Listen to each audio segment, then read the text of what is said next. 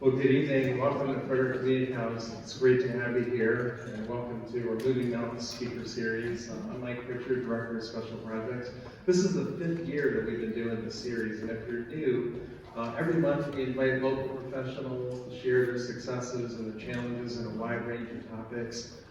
And the cool thing about that is we don't have a budget for this program. So the speakers, including Ryan Morse, who's going to join us tonight, they give up their time, and we're just so grateful for that.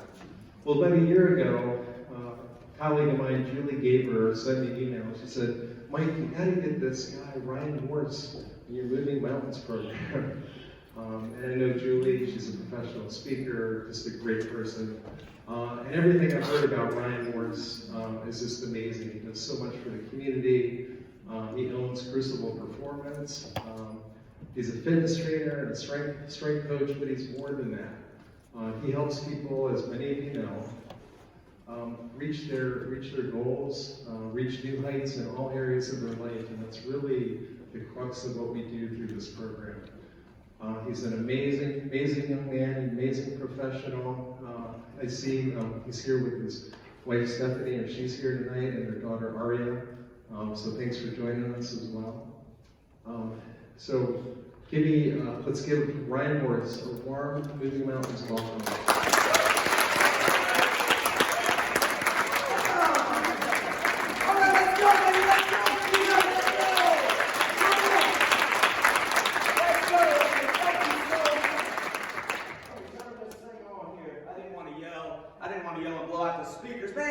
So much, guys. This is so exciting. This is one of those things that I just love more than anything. If I could just travel around the world and just talk and inspire people and just pour out some energy into this world, some of that positivity into this world, man, I would love to do it. But thank you so much for coming out here tonight. I know that it's 7 o'clock on a Wednesday night. You could pretty much be anywhere else but here, right? But you chose to come here, and for that, I am just eternally grateful. This helps fulfill, my purpose in life. And so just thank you for allowing me to do this. Thank you for showing up. It would be a lot more of a boring presentation if nobody was here. But thank you so much. So I'm going to be leaning on you for some energy. I'm trying to pour out some good energy. So if you get fired up, don't be afraid to let a little like, woo, kind of out here. Like if I say something that kind of speaks to that soul, I'm okay with that. It won't mess me up. But, man, thank you so much. I am just so thankful. I know that a lot of you guys are coming in here in different spots in your life, right? Some of you guys are coming in. You guys are coming into this place saying, you know what? Life is so good. Life is so good. I am so filled up right now. I'm overflowing. I'm overflowing with energy. You should come check out my bank account. Like, it's just overflowing. Like, my relationship with my wife or my husband, it's just like, it couldn't be better. My grades in school, like straight A's without even thinking about it. My sports, I'm getting better performance in my sports than I ever have. And just, I can't imagine life getting any better. And you just ask yourself, can life get any better? And man, if you're feeling that way, I love it. But I also know, I've been doing this a while, that there's also going to be some people coming in that are at the opposite end of that. They're at the opposite end of that spectrum. They're walking in here with hurt. They're walking in here with pain. You're walking in here with kind of the challenges of life just weighing down on you, and you're sitting here feeling like, man, I'm on my back right now. I'm on the mat. I've been knocked out, Ryan. I've been knocked out. I don't know if I can get back up. And the funny thing is, I know that a lot of you guys are asking the same exact question. Can life get any better than this? It's funny. It's funny how two different perspectives, two different positions, and we're asking the same thing. We're asking the same question. Can life get any better than this? Can life get any better than this? It's funny. And see, I think so often we have these limits in our head. We have these limits that we get from somebody else, from life, maybe life experience, maybe from a coach one day, maybe it was a teacher, maybe it was just a brother or sister or a parent, right? It was something there that put this limit into our head that said, you know what, this is this is all the better that it's going to get. This is all the better that it can get. And we always live trying to reach up to this standard, right? We live up to this standard, or we live up to this line, or this expectation. We say, you know what? Can I really live up to that? Can I live up to that standard? That's all the better, maybe, that it can get. But I'm here to tell you that even that limit right there, you're meant to go beyond that. You're meant to go beyond that. You're designed for way more than even what you believe you can do right now. You're meant and designed to start climbing, to face challenges, and to grow from the crucibles in your life. And that's exactly what we're going to talk about tonight. If you all are okay with that. I'm going to talk about, no matter where you're at, if you're at the highest of highs or lowest of lows, how do you go beyond that limit? How do you go beyond that belief that says, this is all the better that we can do, that we can achieve? Y'all all right with that? Yeah. Are y'all all right with that? Yeah. All right, here we go. If you're ready to go beyond, this is that out of my comfort zone kind of thing. Like, ooh, I'm going to get out of my comfort zone right now. Okay, I need you to repeat after me. I'm ready to go beyond. I'm ready to go beyond. All right, let's do it. Okay, so my name is Ryan Morse. I do own Crucible Performance, and like I said, I love taking people beyond those limits that they have. Whether it's in the gym, whether it's in life, in relationships, I just love building people up and helping them to achieve things that they didn't even think were possible. That they turn around and go, I did that. I did that. I survived that. Holy smokes, that's awesome. But the crazy part is, even when, as much as I get to do that and I get to see it happen, I still see the limits in my own life, in my own believing, in my own thinking, right? And I see the limits that just kind of imprison us all. They imprison us all. So that's why I'm so passionate about this. See, my journey in kind of the first sense of limits that I felt, that kind of were instilled into me. I was playing baseball. I was about 10 years old, right? We're going to take this journey. I was 10 years old, and when I say I played baseball, like, it was more like I stood in right field and picked the daisies and dandelions. So I wasn't really playing much, but I was out on the field. I was out with my friends, and I enjoyed it, right? To give you a little perspective also, like, when you talk about, like, the last kid off the bench kind of kid, like, I was the last kid off the bench after the little brother, they got pulled up to the older team. Like, I got to play after that kid, right? To give you a little perspective on where I was on the depth chart, right? Okay? So that was my starting block. Play the season. I mean, I'm probably being a little hard on myself. I have a tendency to do that. But I played us well. We got to the end of the season, and everybody's like, boom, here we go. End of the season.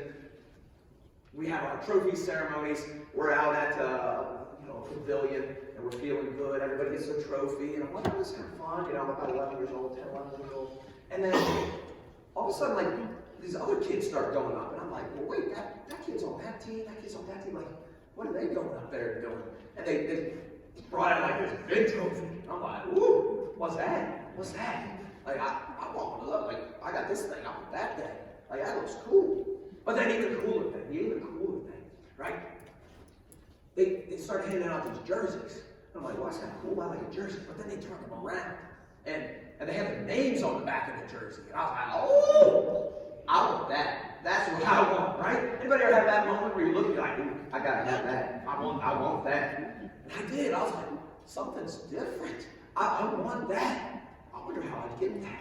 Right? See, because, like, I don't know, the jerseys are different nowadays. Like, I know a lot of the kids in here are like, a jersey with a name on the back? Like, I've had that since I was 6. Like, see, I have a jersey that was stuffed in a bag in like a storage shed, right? That sat there for 15 years, and you pull it apart like this, and you're putting it on, your hat's all like sideways and cockeyed, like the foam hats, remember those? Like the foam hats, like take your team picture all goofy, like a V. Like that was my jersey. They weren't all nice and fancy like they are now.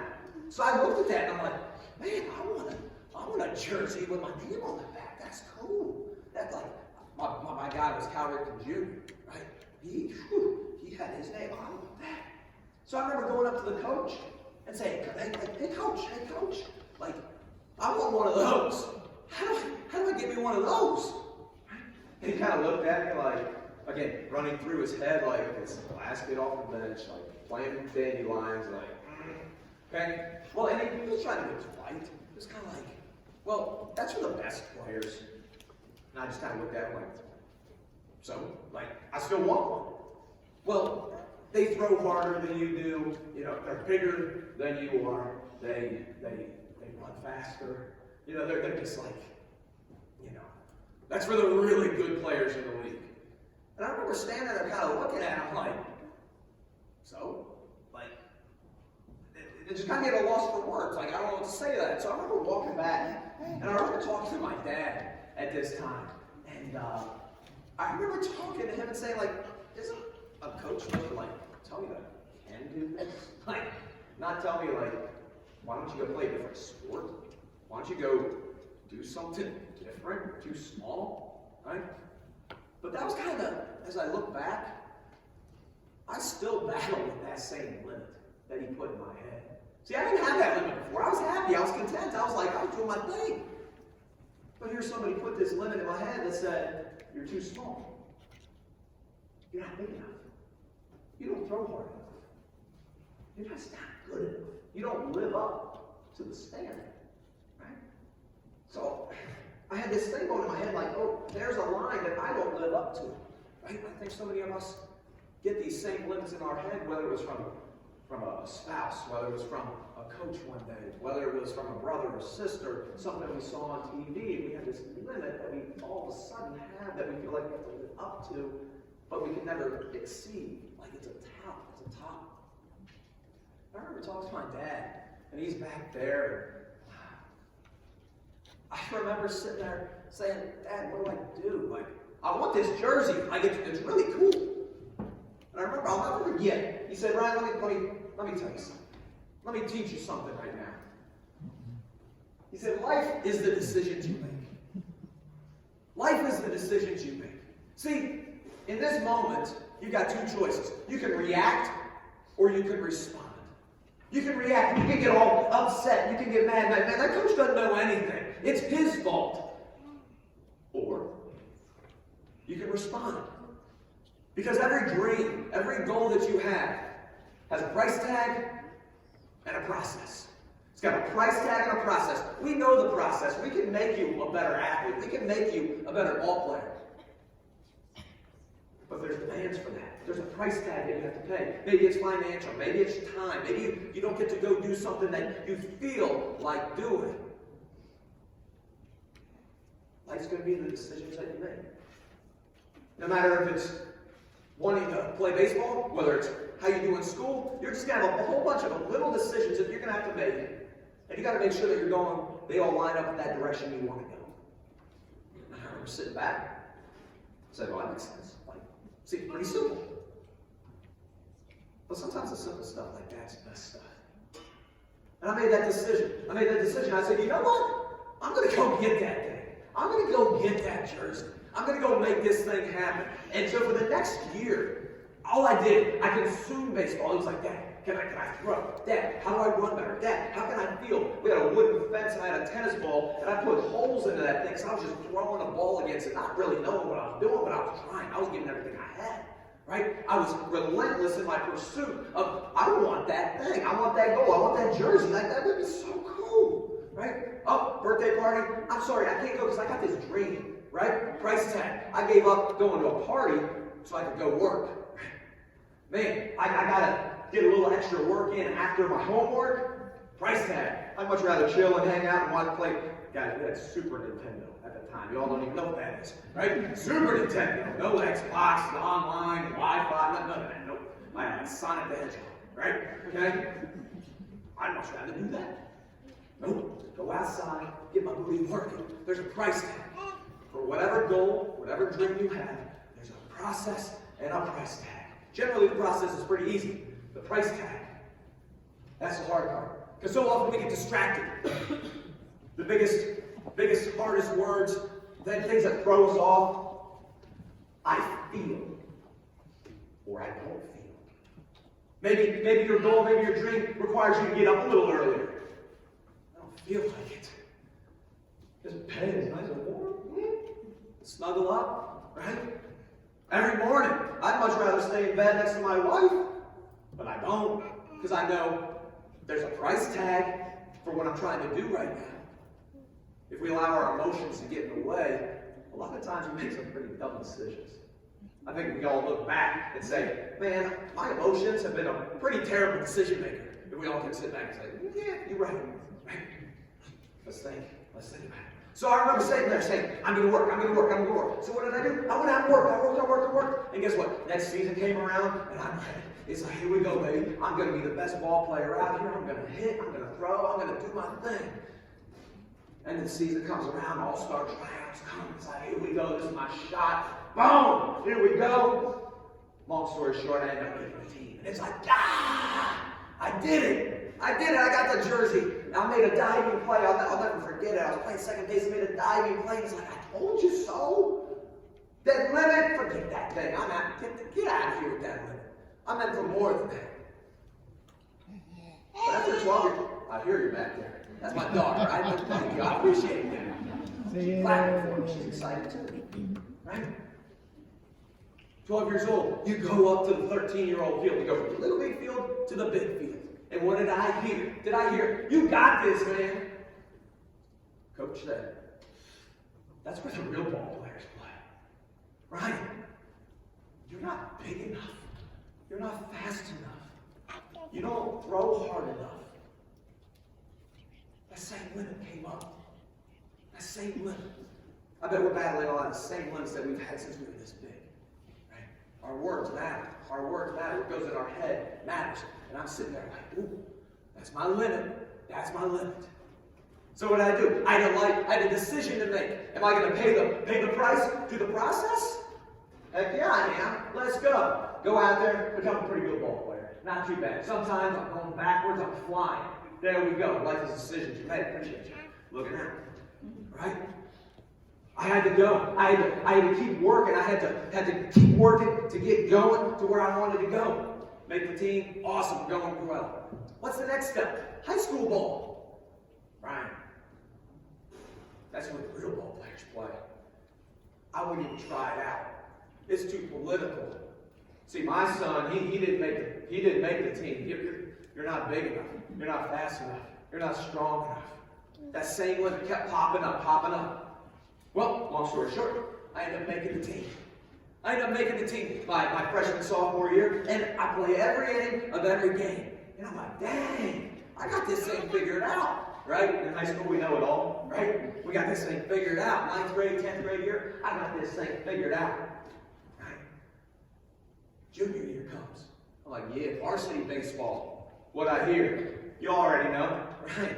Varsity, that's different than JV. You're not big enough. You're not fast enough. You're not strong enough. Okay? I go. I make the team. Boom! And guess what? I sat on the bench. Every inning of every game. And I'm looking around. I thought I had this thing figured out. You ever have those moments where you look around and you're like, oh, I thought I knew. But you don't even know what you didn't know. Right?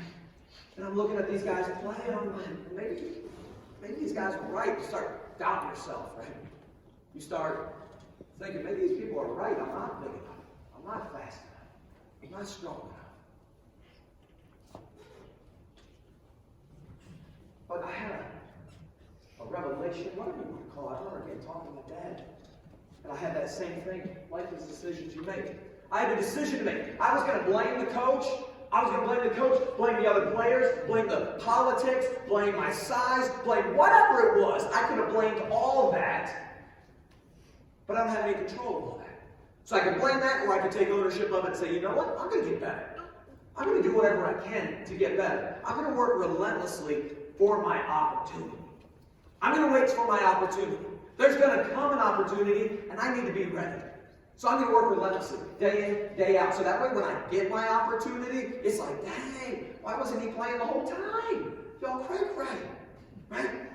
Why wasn't he playing?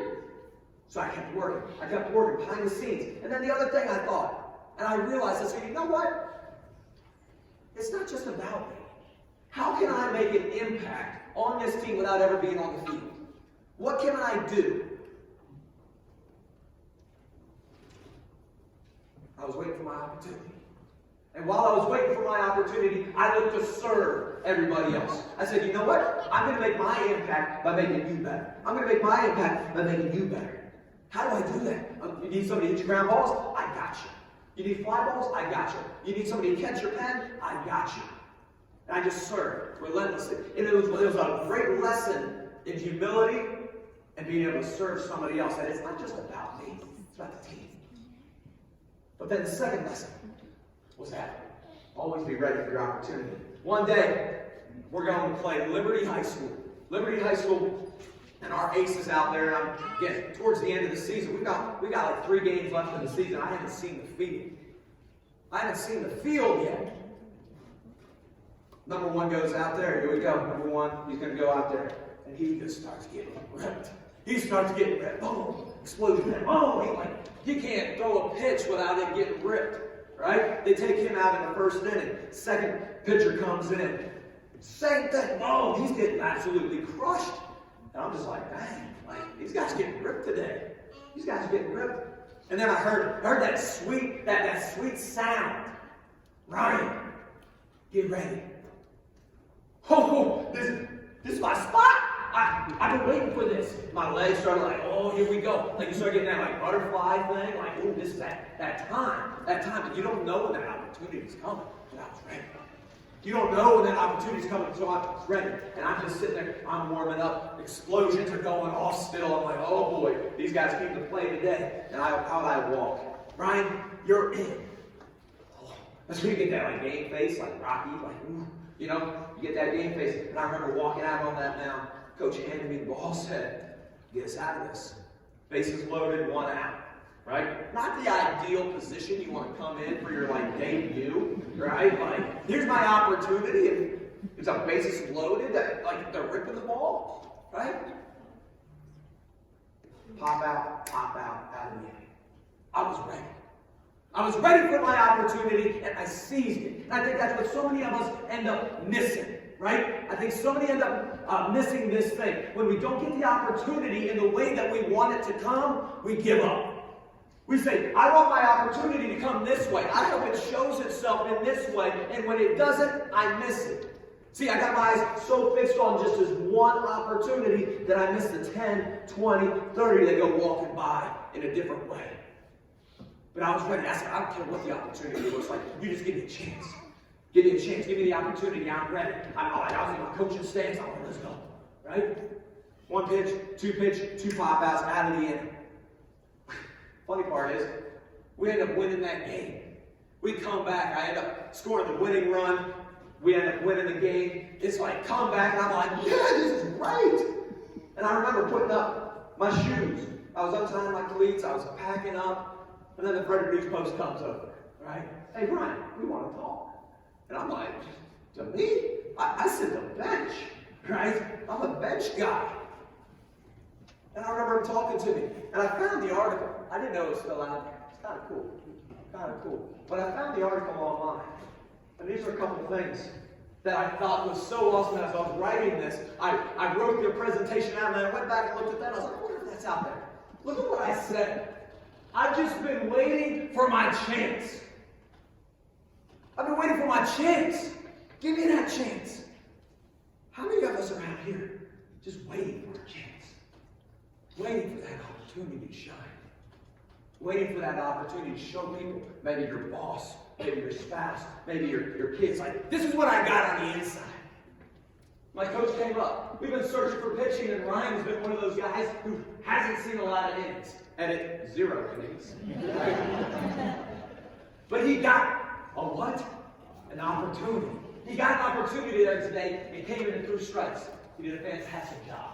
Kept us in the game. I cannot say enough about his performance. And I'm like, yes! I got this thing figured out again! I ended up going to pitch every first chance I got to pitch. I would pitch the next game. We ended up having to buy in the first round of playoffs. I got to pitch the second round playoff game. Won all of those. And I'm like, man! Imagine if I wasn't ready for my opportunity. What would have happened if I sat back and said, nope, Coach just doesn't get it. I'm way better than this. And I started making excuses about my size and this standard. Man, it's crazy to think what if. Crazy to think what if. So I move on. High school, I end up setting the school record for wins, and a first team all area, all kinds of great stuff, right? All kinds of great stuff. And then, guess what's next? College. I want to go to college. Guess what limit I heard? Reinforced every step of the way. Ryan, that's what real baseball is. You're too small. You don't throw hard enough. Right? Man, they don't know who they're messing with, though. Right? So I've got this thing. I said, you know what? Let that fuel me. Ended up going out to Chesapeake College, pitched 2 years out there, went 7-1. We ended up coming in 5th place in the World Series. Right? There's some good baseball out there. 5th place in the College World Series. I'm like, you know what? I want to keep playing after these 2 years. I'm an academic All-American. I've got 5th place in the College World Series. I want to play baseball somewhere else. 7-1. I only lost 1 game in 2 years. But Ryan, the next level is real baseball. You're not big enough. You don't throw hard enough. So I wanted to go out to UMBC. I wanted to be a graphic designer. I'm in a gym now, right? Go figure. But I want to be a graphic designer. And I was like, man, I'm really into this. I'm going to go to UMBC. Well, dang, they got a baseball team. They got a Division I baseball team. They're pretty good, right? You know what? All I need is an opportunity. All I need is a shot. I learned that about myself. All I need is a shot. So my coach at my community college gave the coach a call and said, you know what? I got a guy. I got a guy that's going to be at your school. He's already got his academics covered, academic All-American. He's one of those glue guys. You know what a glue guy is? He's one of those guys on the team that holds the team together. He's the glue of the team. He lifts everybody else up, right? He's not going to be your best athlete, but he's going to be that glue guy. He's going to pull everybody together. I said, Coach, thanks so much. UMBC's head coach called me up and said, hey, I'll give you a shot. I'll give you a fall. I said, Coach, that's all I need. I just need a shot. Just give me a chance. Let me show you what I got. Go out, pitch I was a pitcher only in college. Go out. I was like 86, okay? 86 miles an hour. Nothing crazy in Division I. That's why, you know, whatever. I'm not even sniffing anything. But I would compete. I would compete. And Coach got to the end of the fall and said, Ryan, I love everything about you, right? But just know, we're going to keep you, but you're not going to play a lot, right? You throw 86 from the right side, that's nothing for the right-handed pitcher in college at Division I. And I remember sitting there saying, that's fine. I'm going to figure something out. He said, cool. He said, you know, if you come up with like a knuckleball or like a splitter or throw sidearm, submarine, like just do something different to stand out, like, then maybe you'll get a chance to play. But, you know, you'll get a couple innings here and there, but we love you. I said, I can do that. So I went home that winter. I remember going home that winter. We had, in our basement, I had something from like here to that plan away, just a net. And I said, well, I played shortstop my whole life. I'm used to slinging this ball around kind of crazy. I'll pitch submarine, right? Now, I didn't have like an iPhone to like watch myself. I just started like throwing. Let me figure this out. I don't know what I'm doing. I'm not going to try something. I'm going to work my little booty off, and I'm going to find a way. So I throw in the basement all winter. Go back in the spring. Everybody comes back early for baseball. We have our first inter squad, right? The coach is like, Ryan, you're in, you know. And here I go. Yeah, basketball. Here we go. First pitcher. Whoa! I drop it down low. So I was here, and I dropped down here. Coach goes, whoa! What are you doing? And I remember him come walking up. I said, Coach, I'm going to play. I'm not settling for the limit. I said, I'm not settling for this. I don't want just to eat up innings. I want to make an impact. You said if I threw submarine or came up with a knuckleball or something like that, that I have a better shot of playing. I want to make an impact. He said, okay. And that's when I learned this lesson. Sometimes you have to pivot. Sometimes you have to pivot. Sometimes you have to change directions. And maybe that's going to be tonight for you. Maybe you're going down a direction and you're just hell-bent on going this direction. and everything's saying, you know what? I need to pivot here. Maybe you're making decisions in your life that says, you know what? This is turning out really bad. I need to make a pivot and start going this direction. I need to start climbing a different path. Instead of just kind of floating down the river in my inner tube and just saying, hey, just wherever I go, life's going to take me there. You know what? Maybe you get out of your inner tube and start climbing a mountain, right? Instead of just letting life drift you wherever you want to go. I learned I had to pivot. I couldn't just do this and get the results that I wanted. I had to do something different. I had to pivot, right? Anybody Friends fans? Pivot, right? But sometimes we're too stubborn, right? We get too stubborn. We get too into our, like, this is what I want. This is what's going to happen. Anybody there? Anybody with me on that? Anybody? Yes, see, y'all too stubborn, right? Right? But that's what we got to do. We got to sometimes step back and say, you know what? I need to pivot. Is this the direction that I really need to go? Or am I hearing a whisper that says, you know what? Pivot. Pivot. Turn your back on that. Turn your back on that. You don't need to be looking at that anymore. You don't need to be watching that anymore. You don't need to be reading that anymore. You don't need to be listening to that anymore. It's not helping fill you up. You don't need to stay up all night. You got these big goals. You got these big dreams. There's a price tag. Stop doing the stuff that is sacrificing, that you're sacrificing your dreams for. So I get it.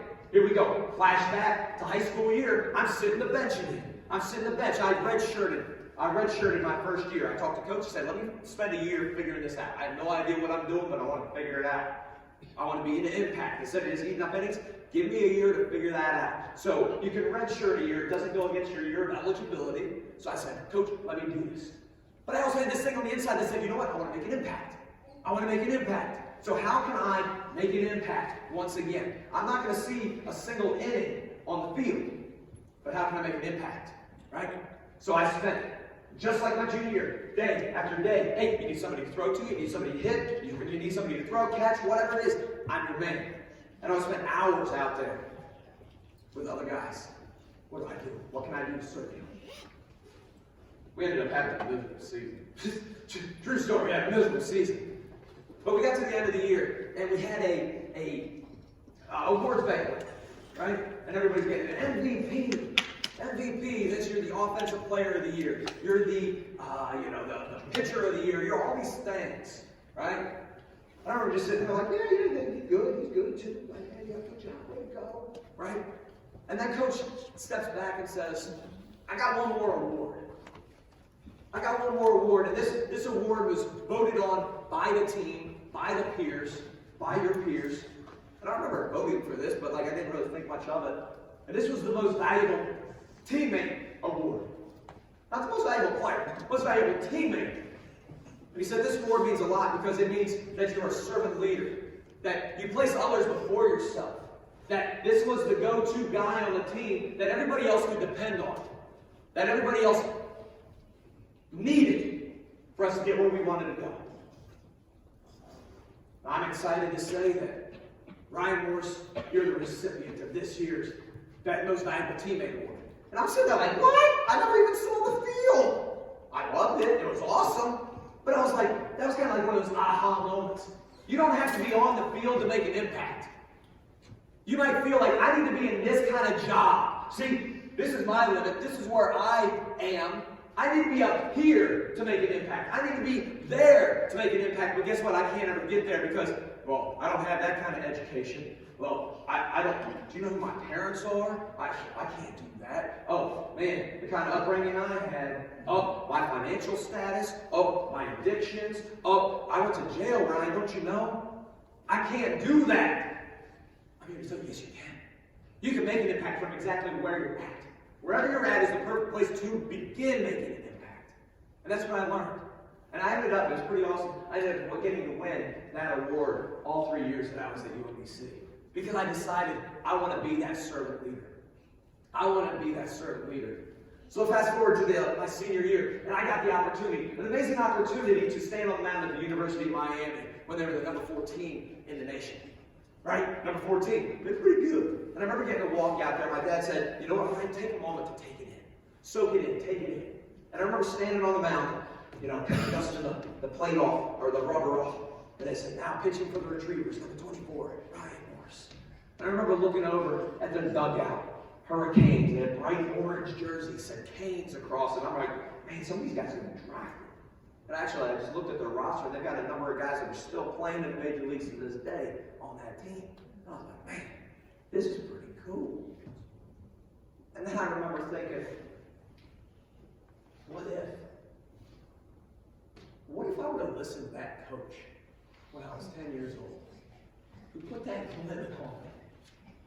What happens if the decisions that I made, if I reacted instead of responding? What happens if I wasn't willing to pay the price for this goal or this dream? That I believed I could, nobody else did. What if I would have listened to that? I don't know. I think that's a pretty powerful question we can ask ourselves. You got a dream, you got somebody telling you can't. Best way to disarm that is, what if I can? What if I can? I'm going to fast forward. I only got a little bit of time left, so buckle up that chin strap. We're going to fly. Okay? We're going to fly. Cherish the challenge. I decide, you know what? I'm going to start getting into my real life. I graduated. I had a graphic design degree. I had a computer science degree. I ended up being blessed to get a job as a contractor for the U.S. government. Doing some cool secret stuff. Like, it was awesome, right? And guess what? Everybody said, Brian, you're set. You got your career, you got your money, you got your retirement, like, you're set. And I remember sitting back thinking, like, okay, like, cool. See, I have dreams for this, but I guess I'll settle for this. And you're gonna hear over the next 5 minutes, whatever you hear me say, oh, cool, I'll settle for this limit. God does a really good job of giving me like a spark, like 300, like, God, like kick. Right to the chest, right? Because I sat there and I said, you know what? This is my limit. Okay, cool. Everybody else says this is good. I guess it is. I know I've got these goals and dreams, but okay, if you all say this is good, this is good. We ended up, our company lost its contract and I was out of a job. But I was like, don't worry. Everybody reapplied for their jobs as a U.S. government employee. Everybody got their job back. No big deal, right? Except for this guy. Everybody else got their job. Not me. I remember sitting back saying, do what? Like, looking around. Like, I was the guy that wrote the questions for the interview. And they interviewed me with my questions. Right? And I didn't get the job. And I'm sitting here saying, like, something ain't right. I flash back. Life is the decisions you make. How am I going to respond to this? And I sat back and said, you know what? I think this challenge is happening for me. Not to me. Did you catch that? This challenge is happening for me, not to me.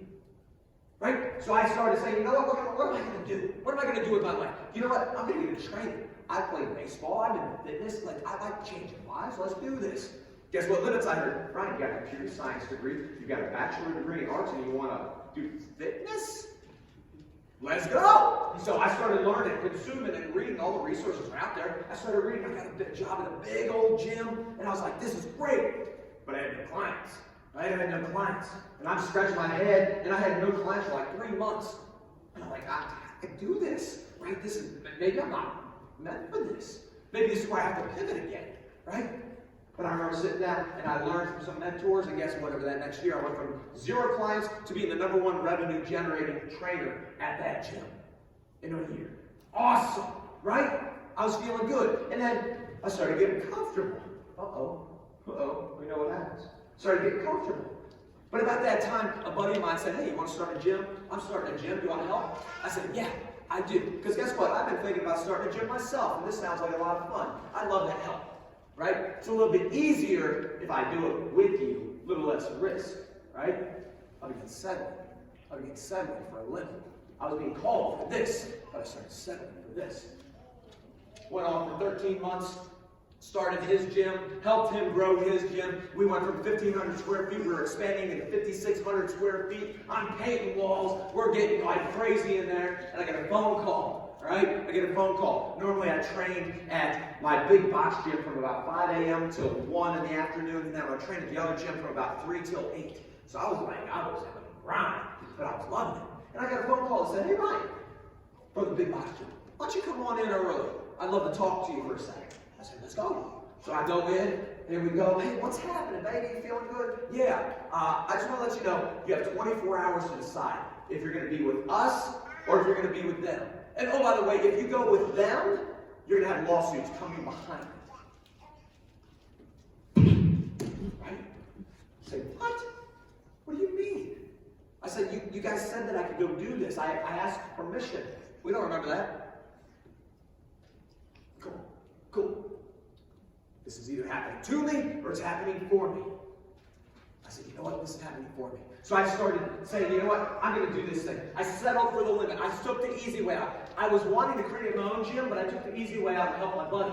It was a great experience, but I was settling. I said, I'll stay here. This is good. God had other plans.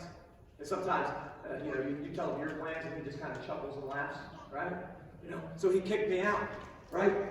I went back to the big box gym and I said, you know what? I'm going to start this gym. I'm being called to this. I'm going to start this thing. Let's make it happen. So I went on, wrote the paperwork up January of 2016. By October 1st of 2016, I was all in on Crucible, and I started my gym, Crucible Performance, right? And it felt great, and it was terrifying, and I had no clients, and it was like, let's figure it out, right? And that's where we started coming up with this cherish the challenge idea, right? The challenges are happening for us, not to us. See, most people when they see a challenge, they go, ah! Right? I don't want that. See, I'm a big believer that, you know what? That's my challenge. Let me run to that. Let me run to that. I'm a little uncomfortable. Because this is where I get better.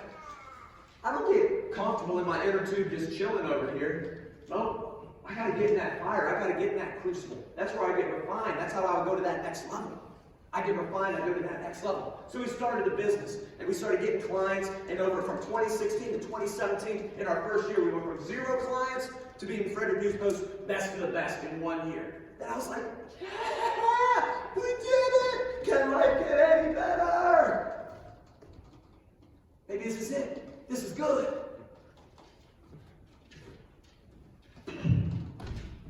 New owners came into the facility that we were at and said, hey, Ryan, this is awesome. We need you to go. Say, what? We were just talking about expanding. Like, I had all this stuff ordered, and, we had talked about this, and, what do you mean? We need you to go. And I remember coming home right around Thanksgiving to my wife, and she was like, hey, how'd that expansion meeting go? I said, it went great. I said, we get our own spot. And she's like, you do? What do you mean? I said, they kicked us out. I was trying to be as positive as I could. And I wasn't sure how she was going to react to that. And she goes, okay. Whew, God bless her soul, right? For putting up with me, right? But she did, and it just felt so good. I was like, you know what? This challenge is happening for me. It's not happening to me. So we found a new place. We spent 10 months. We spent 10 months looking for a new location. Finally, on our 10th location, I found a spot. And I said, man, this spot is great. It'll do. Good enough. Good enough. Let's get into a spot. Right? Finally found it. Weekend goes. They start drawing up the paperwork. Rolling out the door Monday morning to go sign my paperwork for my new location. Right? Get a phone call. Hey, they just leased it to somebody else. I'm like 8 months in of having no business home. We're on like parks, we're on tennis courts, we're everywhere. Right? And I'm like, And the first thing I said was good. I said, good. And she said, what? I said, good. That means there's something better out there. This is happening for us. This isn't happening to us. We got to cherish the challenge. She said, okay. 4 locations later, it's our 14th location. We finally get into the place that we're at now. And it's so awesome being there. And over the past year, we've got to expand, we've got to grow, and then we got to win Best of the Best in 2019, once again, the best gym. And I was like, yeah! But this time I'm not set. This time I'm not set. I say, you know what? This is just the jump off point. We're not going to settle and say, you know what, this is the limit. I say, we're going to go beyond this limit. I'm going to put all these things that I've learned into practice. I'm going to start growing teams. I'm going to start growing our people up. And we're going to go beyond. We're just going to use this as a launching board, as a springboard to say, you know what, there's something more. I'm not settling. I learned that lesson. I learned that lesson. Right? So we start going. We're feeling good. And life is good. And here we are today. Don't settle for no limit. It's funny, the first part of my life, I heard, you're too small, and I had all these limits. I had all these limits that just kept coming up, coming up, coming up. And then, the second part of my life was, I was settling for the limit.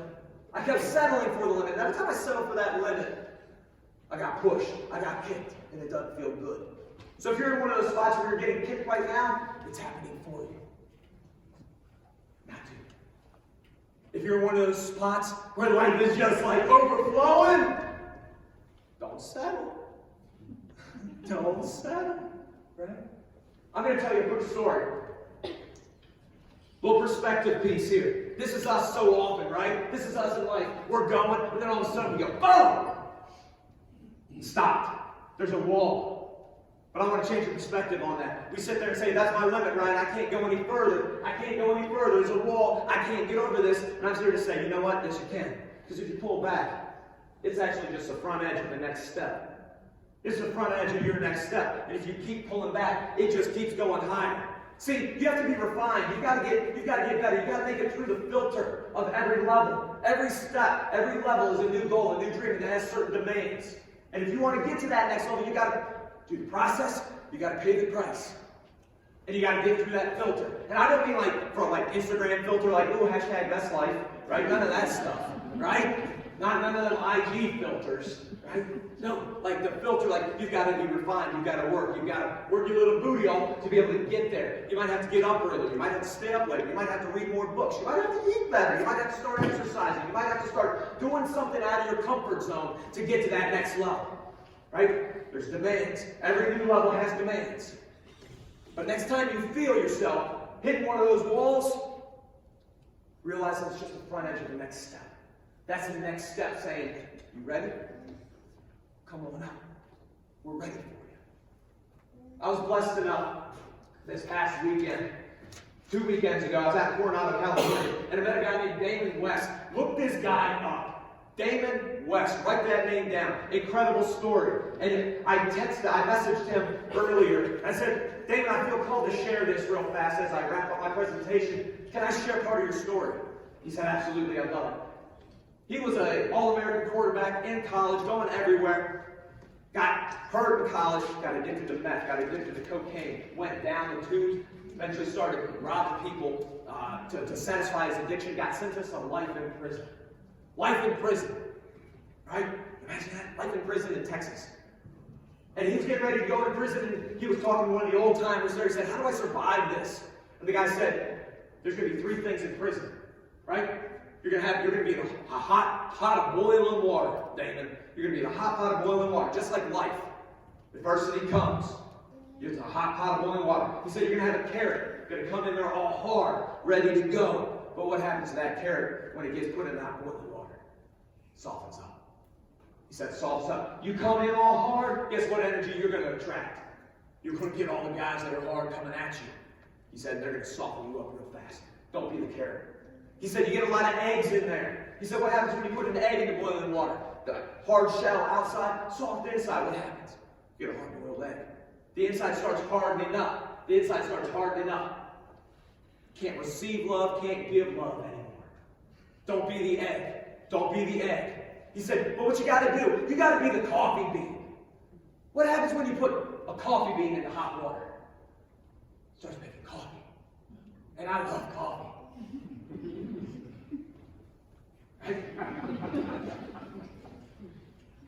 It changes everything around it. The coffee bean doesn't change, but it changes everything around it. It changes the environment around you. So that's what I'm going to challenge you to do. If you're in a moment of challenge and adversity, I want you to be the coffee bean.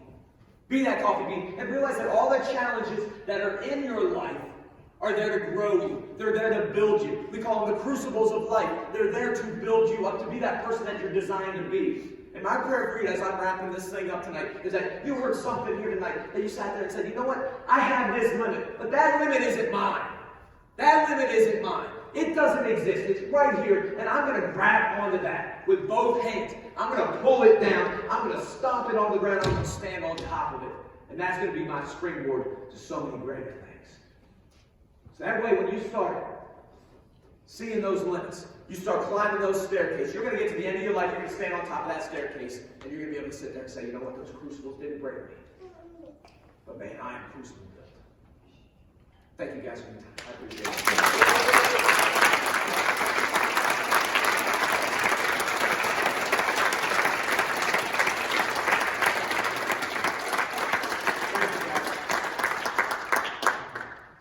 Yeah, we can take questions. If anybody has questions, I'm not all right scared. I don't know. If anybody has questions, yeah. Yeah. I'm 33.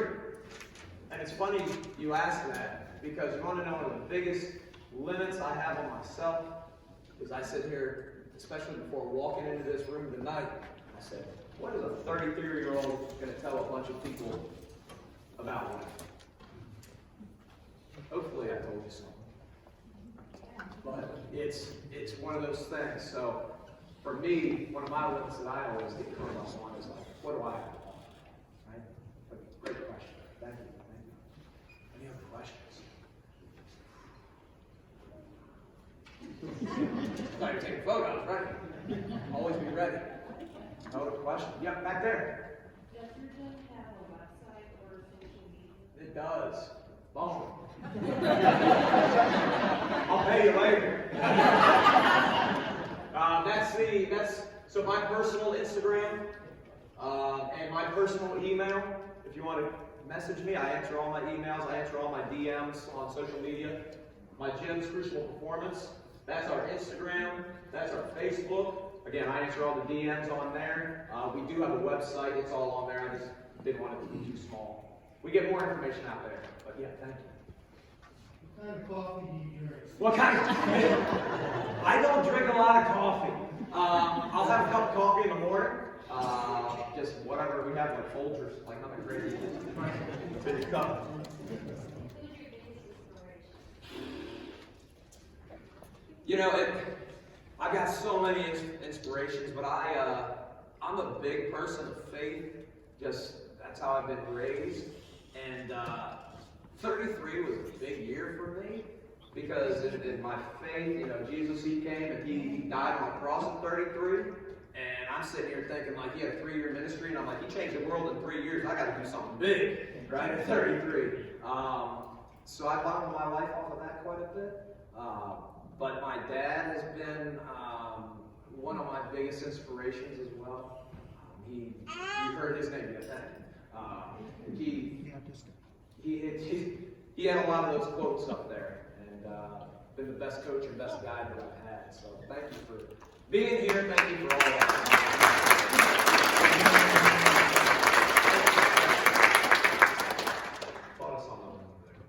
Here we go. Can you tell of your challenge of the cold water shower? The cold showers? Yeah, so I challenge myself every morning. Like I've gotten like this really weird sick thing in my head. That I want to challenge myself. So as soon as I wake up, I always try to start my day with 2 things that I absolutely hate. Right? Go figure. So I always get up earlier than I want to. Right? So if I know I want to get up at 5:30, I get up at 5. If I want to get up at 5, I get up at 4:30. Like I just always try to do something that I don't want to do, just to discipline myself to do things that I don't want to do, right? I don't always feel like doing, right? We talked about that. And then the next thing I do is I hate cold showers. Like a shower is my place. I love like thinking in there, right? So nice hot, like melt your skin off kind of water. So what I do is I get in the shower and I take a couple breaths. My wife's always laughing at me because I'm like, and I just like turn it on and let it like hit me in the face, and I just stand there and take it until it warms up because I hate it. But I start every morning off like that, and it just within 5 minutes of waking up, I've already done 2 things that I don't want to do, and it just kind of sets the tone for me for the day. That says, you know what? There's gonna be a lot of other things during this day that I don't feel like doing, but I can do it. It's just a decision. So, yes, that's a good one. Else. I like these questions. This is a fun one. Yeah. I got a question. If you're trying to, you talked about pivoting. Yes. How do you keep your motivation? Do you run into that wall and you have to pivot. Mhm. How do you know when to pivot versus when to keep pushing? Yeah, and that's such a hard, and I'm not even going to tell you I have a great answer for that. I really, an example. So I was out talking to a guy that ran, anybody runs Spartan races? I got to meet the founder of Spartan races and 2 weekends ago, and Joe DeSena. And his first event, he ran a 300-mile event, right? It was a 300-mile event, but at the end of it, he ended up losing $500,000 and he lost a person, right? Imagine running your first event and losing a person. They found him on a deserted island, which is crazy. But he kept pushing. He kept pushing. He pushed for 10 years. He lost money for 10 years. But for me, I do a lot of praying. I do a lot of listening to those whispers. I have an intention. I've got a dream and I got a vision of where I feel like I'm being called to go. And if the challenge, if I step back and I look at that staircase and I say, you know what, this challenge, what could it be teaching me right now? What can it be teaching me? If I see what it's teaching me is helping me get to where I'm trying to climb, I'll keep pushing, right? But for me, like with the baseball piece, it was kind of like a simple one. So I hate to say I don't have a 100% good answer for that. Because I think it's such a personal thing, because there are times that you might have to push for a year, 2 years, 3 years. You're in that holding pattern, right? And I think that's so much for me, that's where my faith comes in, and I have to, it's not my path, it's the one that he's setting for me. Yeah, so good question. I'm sorry I don't have like a really good answer for that. Yeah, for me, that's what my faith is so important to. Yeah. I think what you said about listening to those whispers, losing your intuition and your gut. Yeah, absolutely. Listen to your gut. He said listening to those whispers, that intuition, absolutely. I do a lot of that, trusting my gut, for sure. Any other questions? Yeah, Peter. What's your favorite Bible verse? James 1:2. James 1:2 is the one that I founded Crucible Performance on, where it talks about being excited for the challenges that come your way because it's opportunities to grow, right? So I looked at that, and I was like, yeah, maybe let's go. Like that goes right in line with cherish the challenge. So I leaned on that one a lot. When I was going through all the lawsuit stuff, I just kept coming back to this, like, opportunity for joy. Like, what do you mean an opportunity for joy? Like, this is miserable. But I was growing. I was getting better. Great question. So, I mean, I missed the first part of your talk. Why? I get the sense that you were born with motivation as soon as you breathe. For those who don't have that, and it seems like it just speaks through your course, and you didn't start that way. But for those who maybe need a little more self-esteem, external cues to get you going, any suggestions? Absolutely, and that's a great question. And yeah, a lot of people think that I just kind of, like you said, born this way, but it's been a lot of work. It's been a lot of going through all these challenges.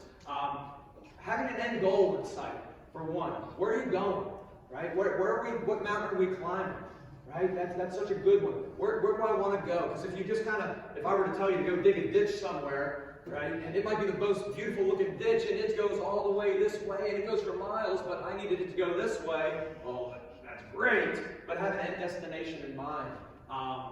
I always like to say, like, motivation is like bathing. We should do it every day, right? Like, motivation isn't something that, it's a feel. It's a feel. I feel motivated. But how good do we do when we feel? Like, we make a lot of dumb decisions when we feel a lot of times. A lot of times, I don't feel like doing this. So, having that goal, having that thing, and then knowing why it's so important.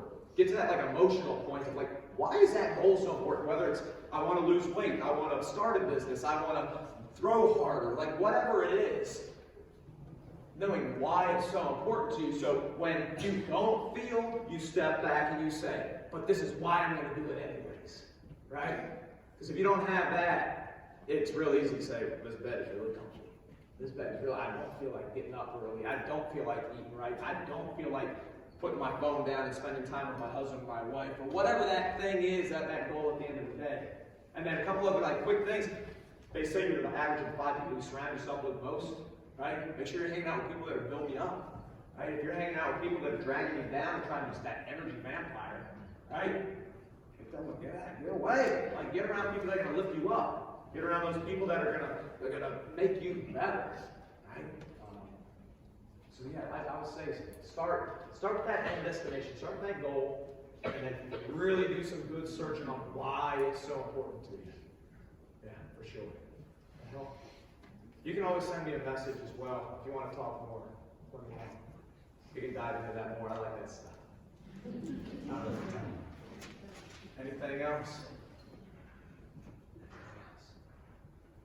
Well, we're at an hour. Let's give another round of applause.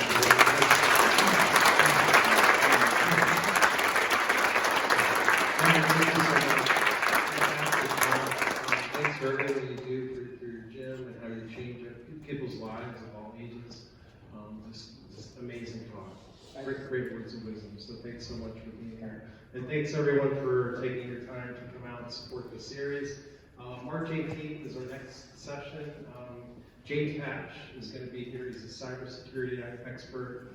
Gives a great talk. So come back on March 18th. That's a Wednesday evening. Again, thanks for giving your time to support the series, and thanks again, Ryan. It was awesome.